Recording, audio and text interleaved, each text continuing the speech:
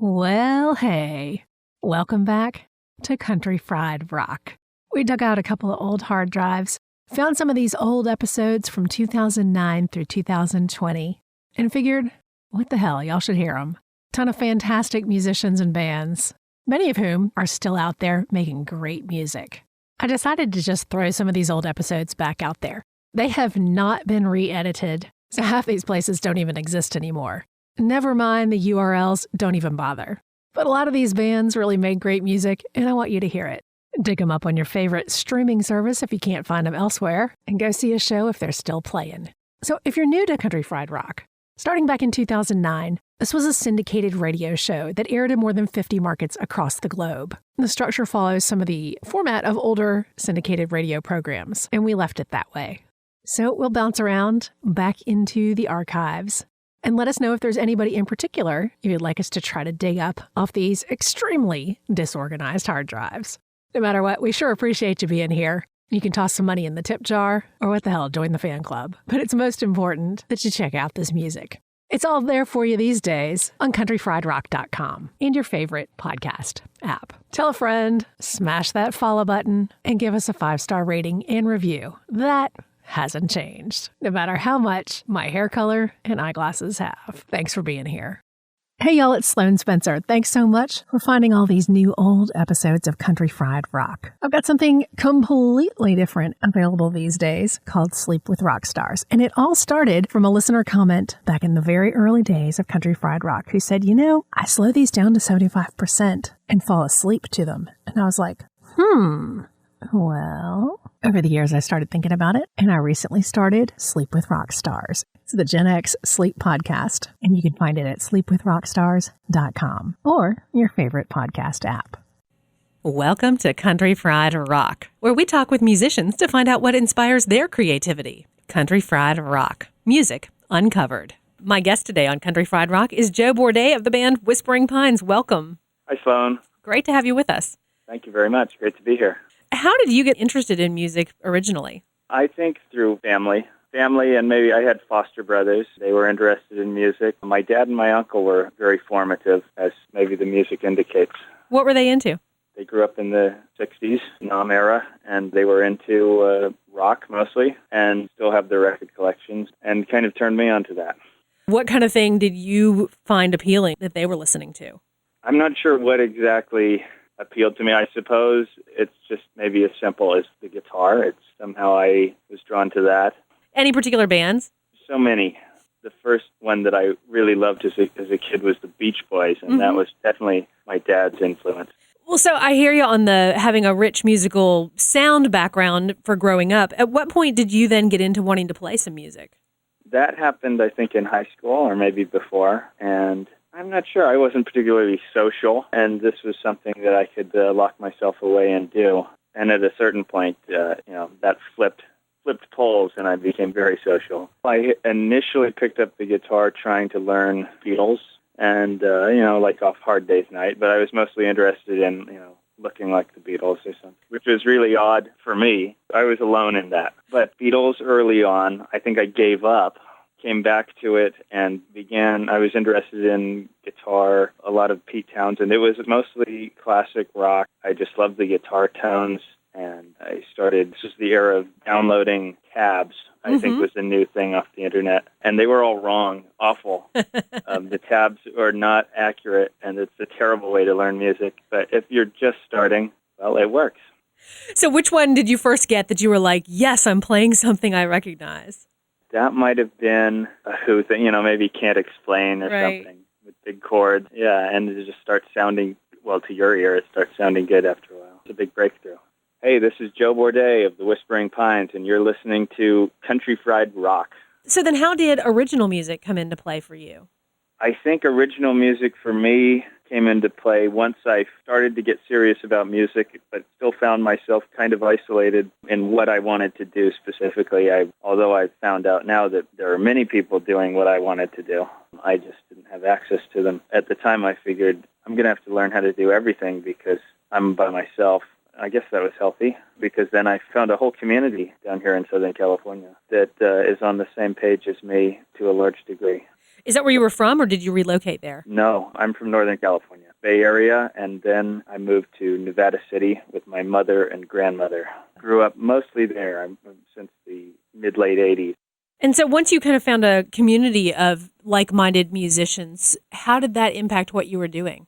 Well, it gave me confidence to press on, to not go as a pay-for-hire kind of route, play some music that's still rock or something, but or country, but wouldn't really be satisfying artistically, maybe. It gave me confidence to do that, and certainly a lot of help in developing, which was mutual and stuff. We grew. And also it exposed me to a vast catalog of all kinds of music that I am now turned on to, that I knew nothing of before, and have allowed that to influence me too. All of this music is all from probably 60s through 70s.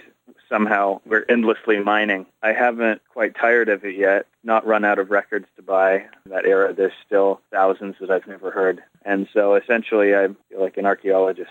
What were some of the few that you discovered that really have become like prized? Prized for the Pines are bands that are not very obvious because you don't hear them much on radio. They really gave us a vibe that we wanted, and that's bands like Cowboy, Capricorn Records band from the early 70s, late 60s. Ozark Mountain Daredevil is something we got heavily into. I love those. And those bands are pretty eclectic. They're not playing just country music. They could be country rock bands, but they have all kinds of flavors. And we like the atmosphere and the production. The production is very special. It's not overproduced. It's not underproduced. It's not overly reverby. It's just, I don't know, it's just an atmosphere. I don't know what that is besides analog equipment and nothing too fancy, kind of honest musicianship. As you were delving at the same time into finding this music that had been around but was new to you, how was that influencing what you were then creating? Well, it was stretching our abilities as songwriters, which when the band was formed, we were green, and as singers too. We had always, I think everyone in the band, with the exception of David Barton, hadn't been writing or singing or essentially being the front person of any project we had done. And this, although we could share the responsibility, we did have to step up to the plate. And we had to learn how to do that. Studying this music, the song structures, gave us some direction, what could work, and how effective simplicity was. We're still learning that lesson, of course. We haven't learned that. Yeah, we're learning all of our lessons. Several great musician friends of Country Fried Rock generously donated songs for a free music sampler. Download it at noisetrade.com/countryfriedrock. 19 songs to help raise awareness and money for Nucci's Space, a nonprofit serving the mental health needs of musicians in the Athens, Georgia area. Find out more about Nucci's at nuci.org. Well, so then how'd the band get together?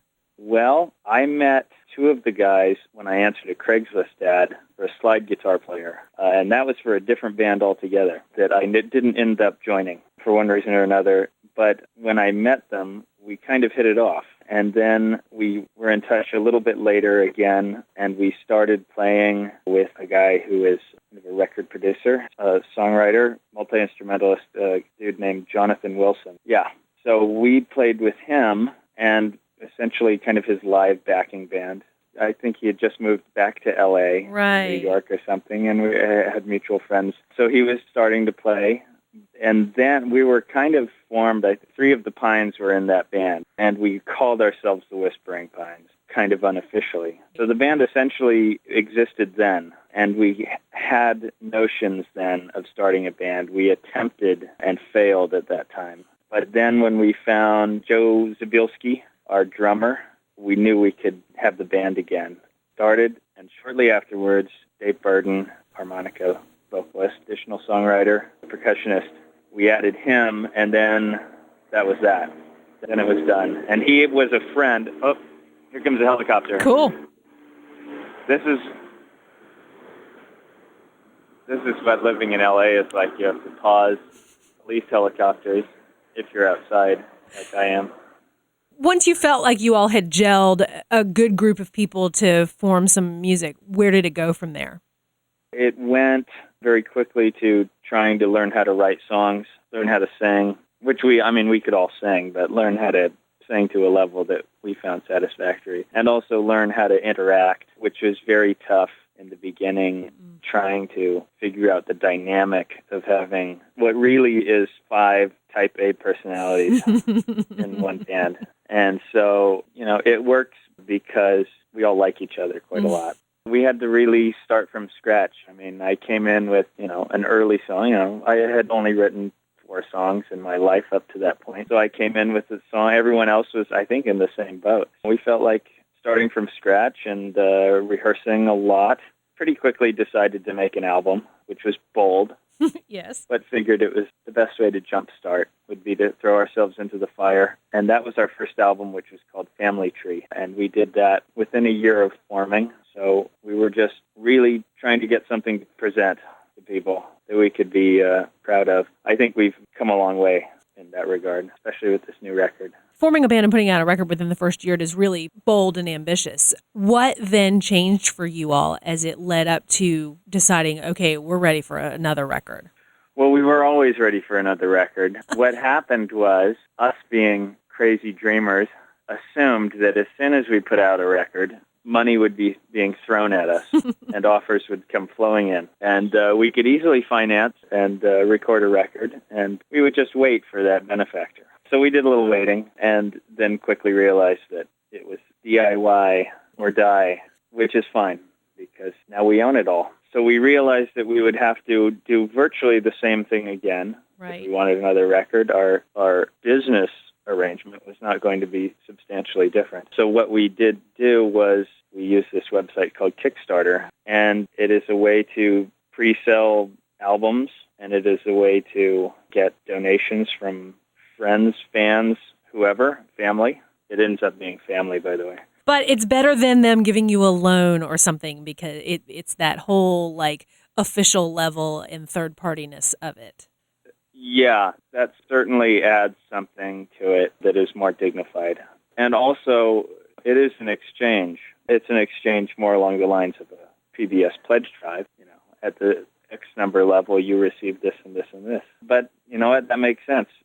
We're making art in a terrible economy, and we're making not mainstream art. I think Werner Herzog says we're the secret mainstream. He didn't say that about us specifically, but I'm going to steal that. We're the secret mainstream, but as long as we're a secret, we need help. But Kickstarter worked. That gave us a little less than half of our budget for the record. The rest we invested happily because we like to record all analog. Okay, maybe not 100% analog. There are exceptions. We sometimes run through a digital tuner. The sound, essentially, that's what we go for. And that requires, and we like to take our time in the studio. That's the money. So, if you want to find out more about Whispering Pines, go to our website, inthewhisperingpines.com.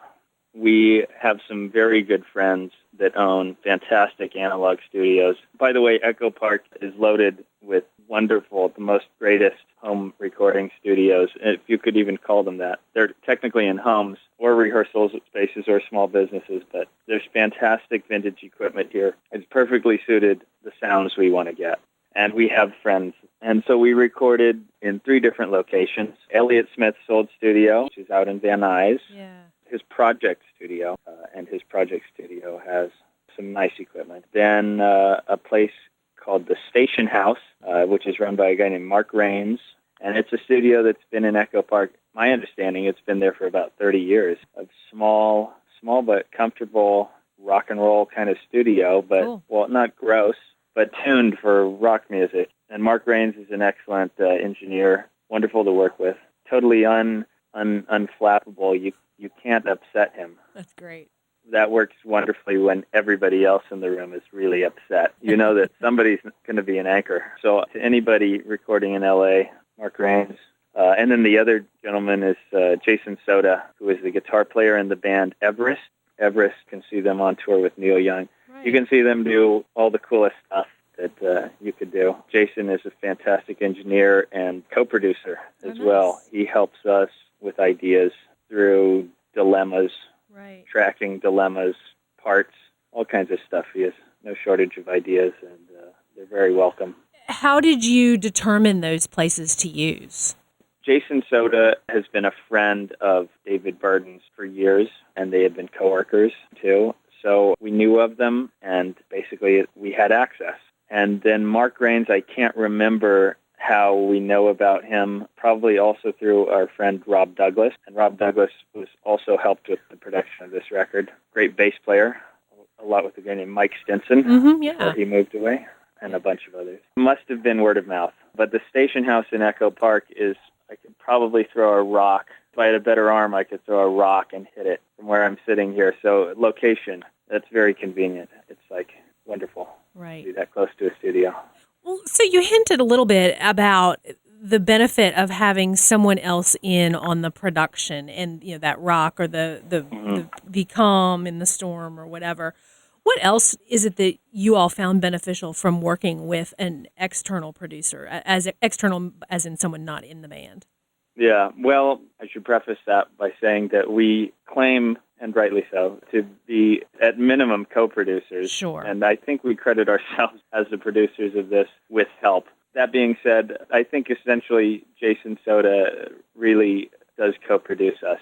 And the benefit of that is that someone can bypass the band dynamic. Somebody is above that, and if they're trusted by everyone, it doesn't work if they're under suspicion. You can't have somebody, because it becomes territorial when you have people pushing and pulling and trying to, when everyone wants to hear themselves loudest and clearest and all this kind of stuff that sounds very petty. But, when you're making a record that's that important to 5 people, you better believe that it is going to be a factor. Stupid as it sounds, gets a little tense. And a producer can be objective when everyone else is thinking kind of about their own parts. And so that, the more help, the merrier, because the tensions do arise. With working at the 3 different locations, were those spread out over time as well? There were no big breaks. There were no big stop-starting things. Maybe there was a week off here and there, and work wasn't every day. Basically, we record at discount rates, sometimes known as bro deals. And so we record when it's convenient. So sometimes it's not convenient. But we chose our locations based on cost efficiency. We did a lot of overdubbing at a smaller studio that had Jason Soto's little studio, where his vast collection of vintage amps are there, beautiful guitars, and also, very importantly, his electric pianos and his Hammond organ and Leslie set up and ready to go there. So perfect overdubbing. That was our 3rd location. We used the Station House and New Monkey to get basic tracks, and not only did we do basic tracks, we kind of pushed towards finishing. Then inevitably, we want to re-record things and touch up. Jason Soto is great at doing great analog punches. He's doing analog acrobatics for us so we can fix notes. Anybody else with Pro Tools could. We're not splicing up tape or anything, but we're doing all kinds of punches. And so that we did it at a smaller place. Still had the same tape machine, actually, which I think was an MCI 24-track for the Gearheads. And I might be wrong. Whispering Pines' new self-titled album is available on iTunes and through cdbaby.com. What was the development of the songs as you went in to record this second time? Were those already existing songs, or were you coming in with fragments and making them happen in the studio? Because the studio is so expensive, we do everything in our power to come in with songs completely finished and then have nothing more to do than to just knock them out. That never happens. That's the ideal. I can't think of a song where we've played it as arranged. Partially to do with our friends, our co-conspirators in the studio, Jason, Rob Douglas, and Mark Rains. They'll listen to us running down the song, and then they'll have little suggestions. And frequently they were fantastic ideas, and then we'd have our own ideas. So we'd make all kinds of adjustments. And then, when you're listening to the shell of a song, we still record live all in the same room. We don't build the tracks. We record at least 4 pieces at a time, and often 5. But one thing we did different on this record is we didn't take as many solos live as we did on the first album, just so we could, we wanted to do something a little different. We may change that and go back to a full live jam atmosphere for our next record, but This one we wanted to see how far we could take concise arrangement. But we did a lot of part writing in the studio, a lot, even though our intention was to not do stuff like that. But it's just too much fun, and you get excited and you hear things. When you hear your music up on the monitors, you get ideas, and it sounds different. So you want to allow room for that. In the period of time from when you finished recording to now, have you been out with the songs? We have, and in fact, we've been playing those songs. We don't keep our songs secret. This album was not a big, perhaps, revelation for the people who have seen us, because we play those songs, and that's kind of how we learn how we want them to sound. We work them live. Now, I think a lot of people don't do that because they don't want their new songs to be on YouTube, et cetera, but that's a silly concern for us. Our music's already available in Russia for free, so it doesn't matter when it's out. We just want it to be good. So playing it live is essential for us. We practice, we rehearse it live, and we mess with arrangements. And then you can tell, well, to a certain extent, you can tell how it works. But to another extent, a song that's beautiful, you could think it doesn't work because it doesn't quite translate live. When you record it, it's a wonderful song. So it can be tricky. So some songs have a different kind of life on, say, a record than they do at a show. Do you all have anything in particular that has changed a lot as you've continued to play them live? Yeah, well, there's one song that has never stopped changing. It's not a song that we play much anymore. We played it at our record release show a few nights ago, but aside from that, infrequently, and that's the first song I brought to the band. It's called Broken Spoke. That was an outtake. We recorded it for the first album, rejected it because we weren't happy. It was probably mostly down to me. For some reason, I keep drastically changing the arrangement of that song, as if I'm going to hit some kind of magical formula and it's going to be a better song than it is. So I think I've stopped now, but that song has gone through more changes than any song I'm aware of ever. Maybe they're not drastic, but it's gone from straight time to swung time to straight time and swung time.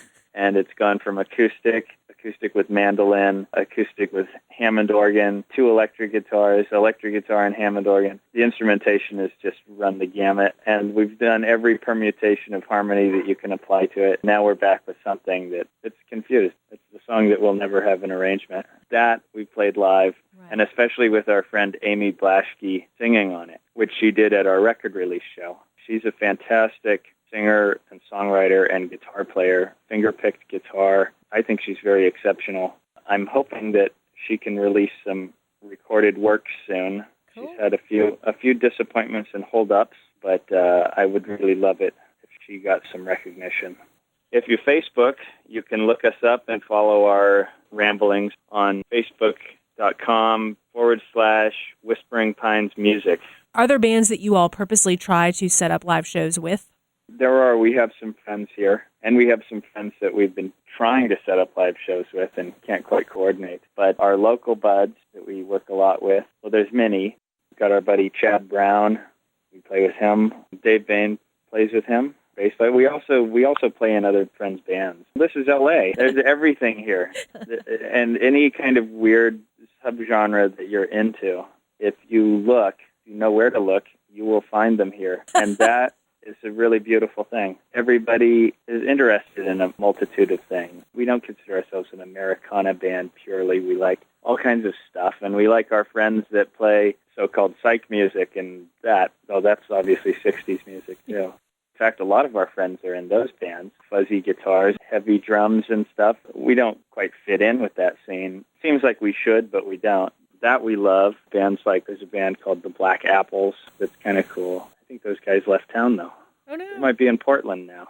The Entrance Band. We've known Guy and Derek for a long time. Friends. Very happy to see them cutting records, too. And our buddies, the All Laws, who are doing great right now. They released an album the same day as ours. They're cool guys. They're surfers.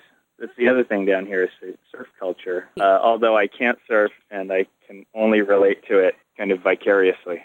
It's been an exciting short run so far for y'all, which is great. So what do you have on tap coming up?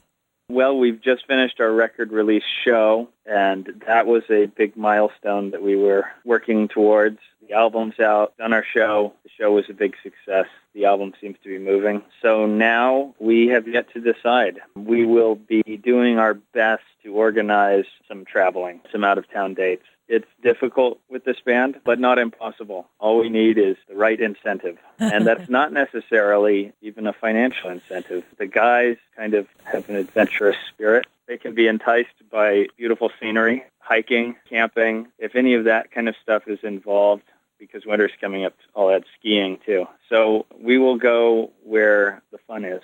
It sounds like y'all need some really good festivals. Yes. Good point. We're headed in that direction. We hadn't done festivals until this summer, and the offers have begun trickling in. We don't use an agent, and so for people without an agent, of which there are many, festivals are a little bit harder to book, to say the least. But we are doing it, and so far so good. We love it. We camp, barbecue, all kinds of stuff. It's kind of like being on vacation. It could be more like being on vacation, but that's how we picture it in our mind. We have to motivate ourselves, so everything needs to be an adventure, and frequently it becomes an adventure. Our last festival gig, some strange events happened, and we left. Wow. And we decided we were cruising through some beautiful country, and we stopped at a roadhouse that our bass player knew about, and cruised up thinking we were going to have a beer on our way back to L.A. And we walk in, and it's a little family business, and it's like blues afternoon or something, and there's a band set up, and it's a jam session. Within about 20 minutes, we were playing another show on Guitar Center kind of Marshall stacks, and drumsticks with no heads on them. Right. Strange equipment, but basically that's what we're looking for. We'll show up like the Blues Brothers, play a spontaneous show without having to trouble ourselves with promoting or even loading in a single piece of gear. We walk up, we play, we make a bunch of new friends. And so when that happens, then we're doing good, we think. I really appreciate your time, Joe. This is great. Take it easy. Looking forward to seeing where these festivals lead for y'all. Yeah. Well, I hope to see you soon. Absolutely. Take it easy. Okay, bye-bye. Bye-bye. Country Fried Rock. Find the full playlist from this episode on countryfriedrock.org. Check us out on iTunes. No music, just talk. Our theme music is from The Full Tones. Our Country Fried Rock stinger is from Steve Soto and the Twisted Hearts. Country Fried Rock. Copyright 2012 by Lilypad Productions. All rights reserved. Ever he been helping us some country fried rock.